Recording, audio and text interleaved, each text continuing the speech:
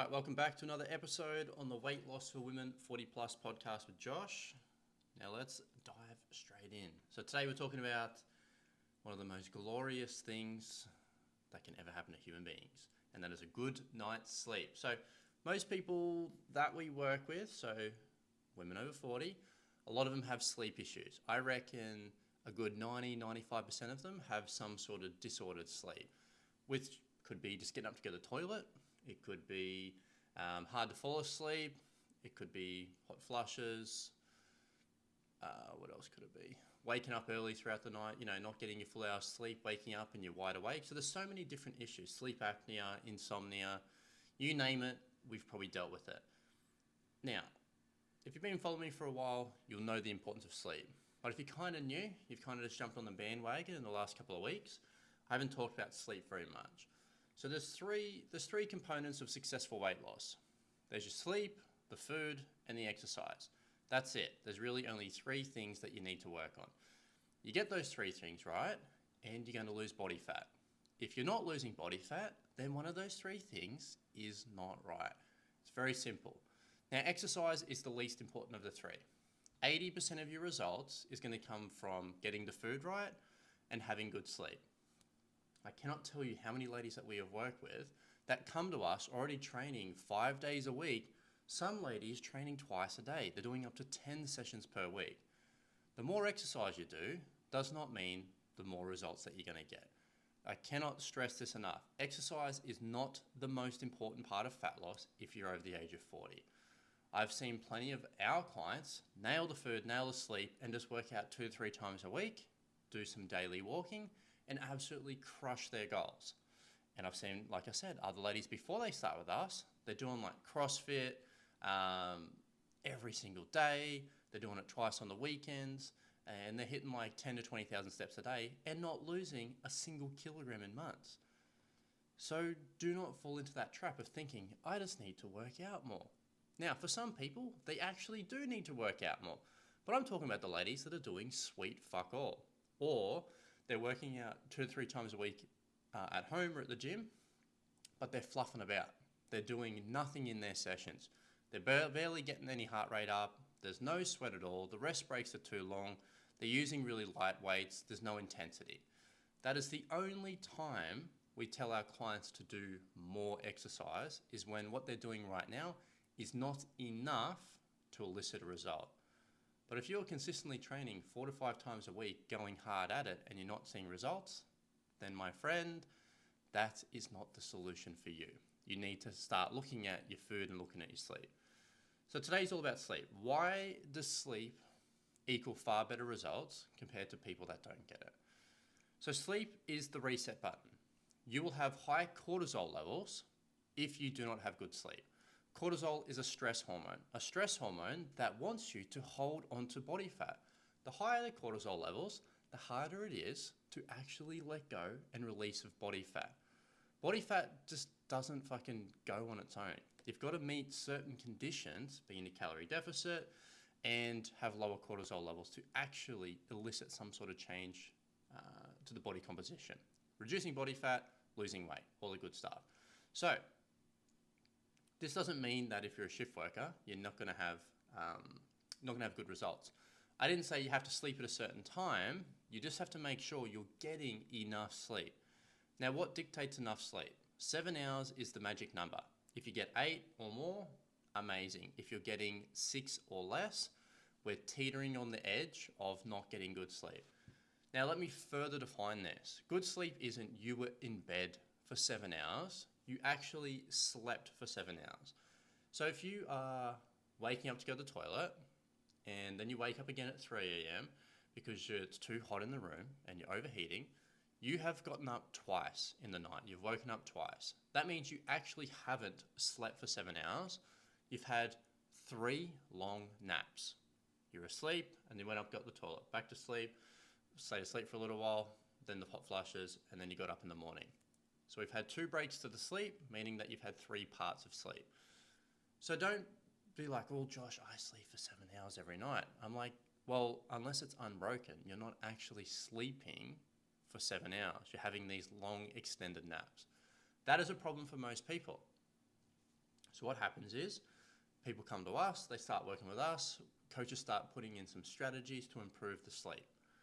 Winner, winner, chicken dinner. They start sleeping better, their cortisol levels start to go down, their hormones start to regulate a lot better because sleep is recovery. So if you don't have good recovery, you're not going to have good hormonal balance. The cravings go down because you've got more energy throughout the day. Energy goes up, and when energy goes up, motivation goes up, and your body is now primed to start getting some results. And then what happens is, because the food is good and you're exercising and you're having good sleep, you're getting better recovery as well. So all these things, even though there's 3 distinct parts to it, they're interrelated, which means that you're going to have far more success when you get the things in the chain right. So this is why we always stress for our clients to work on their sleep, not just eat good food, eat in a calorie deficit, hit their protein targets, work out 2 to 3 times a week, and do between 5 to 10,000 steps a day. Sleep is the catalyst. Because remember, if you set yourself up tonight for really good sleep, are you going to have more chance at a better day tomorrow? Yes. Weight loss isn't a month-by-month action. It's a day-by-day action. So it's not about, did I have a good week? You need to have a good day virtually every day. And how tomorrow starts well is what I do tonight. So this is why we want to practice having good sleep routines. You're not going to get good sleep unless it's in a routine. Your body doesn't work on chaos. Your body works on habits and systems and routines. So if you go to bed at 9 o'clock tonight, your body expects you're going to go at 9 o'clock, bed at 9 o'clock tomorrow. But if you go to bed at 11 p.m. tomorrow, instead of 9 o'clock, your body has started to prepare you to get to sleep at 9. Now, because you went to bed a little bit later, you've now disrupted the circadian rhythm, which is not a good thing, because now it's very hard to be in a consistent, good sleep routine if you're going to bed at different times every fucking night. Now, there's 100 ways we can improve sleep, but the biggest bang for buck is having a set bedtime every single night. Now, I'm not going to go through absolutely everything. I've done it in other podcasts. But if you can at least have a set bedtime every night, you're going to be way better off compared to if you didn't. Easier to sleep, a pattern starts to form, your body starts releasing its sleep hormones before you go to bed at the right time, you start to get tired, you don't fall asleep, jump in bed, and your eyes are wide awake. That's when you know that your routine's fucked. There's something that you're doing that's putting your body out. Your body wants consistency. So if you give it consistency, it's going to reward you with consistent results. It's not more complicated than that, I promise. It's actually quite simple. But you don't know what you don't know. So this is why I always recommend people to get a coach. And not just for weight loss. Coaching is something that we do for every part of life. If you honestly broke down what the most successful people do, they don't do it by themselves. Our Olympic athletes didn't get to the best in the country by doing it by themselves. They had a coach. People that run successful businesses weren't born business people. They had coaching and mentoring. Even if your kids are struggling with something, you're going to get them a tutor, which is just a coach. So if they're struggling with maths, it's going to virtually be a math coach. There's just nothing in life where you absolutely nail it doing it by yourself. Nothing. So there's a fallacy. For whatever reason, I think people think that because it's the human body and it's their body, they should know how to do it and they should do it by themselves, which actually makes no fucking sense, because doctors and medical professionals go to university for years of their life just to understand one specific part of how the body works. A physiotherapist is going to go to uni for 4+ years to learn the mechanics of the body. A GP is going to go to university for 5 to 10 years to work out how to get the systems of the body right. And then you have endocrinologists, and then you have naturopaths, and you have sports scientists. It is just a joke to think that you're going to figure it out yourself. When people literally spend huge chunks of their lives to understand just a piece of how the body works. So maybe it's time to put the pride aside for a second and go get a coach. I don't even care if it's not us.